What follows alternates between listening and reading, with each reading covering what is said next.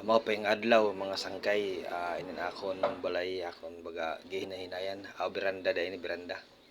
So ako ginaghihinayan utang-utang kinagagmay sa mga datong mga makaya di man naton makaya mag-ipon, so utang-utang la hinahinay utang-utang tapos ani baga hinahinay at pag-ayos kay para baga magkakuang-kuang itan turo tindahan gamay utang itan turo tindahan sa aton tindahan mga sangkay ato taas kay ngano Sige, sige, basahin pa. baba kitang karsada no, so kailangan malibil na naton mga turo tindahan ato sa taas. Uda. So amo tinatuan, so baga dako pwede nga trabahoon pero hinahinay lang yun. Magpaka kaimpas sa utang na pod, impas sa utang na pod. Wala ni sa amo na niyo baga nakuha na ya na salog-salogan na pero wala pa mahumang gyapon salog kato nga pa. So ato ini siya pa haloblak Ganiha, lahi punto ganiha. Dili gyapon diha haloblak o sa sementohon tato ang flooring ani.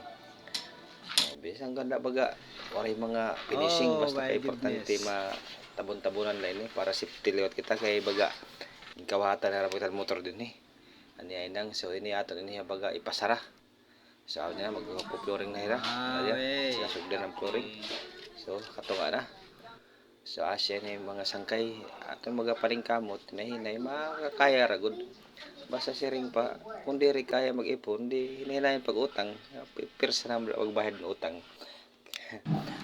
Pero tinuod ani baga ako nasawa ng utang ini kay ako rin ang trabaho ali ako bantay ako bata dili. Pero sige la kay pagpuhon baga di na pod siya ganahan trabaho di ako naliwat ng trabaho pero kay mas kuan man niya mas kugihan man niya mangitag kwarta kaysa sa ko di na ho so na kana nasara na so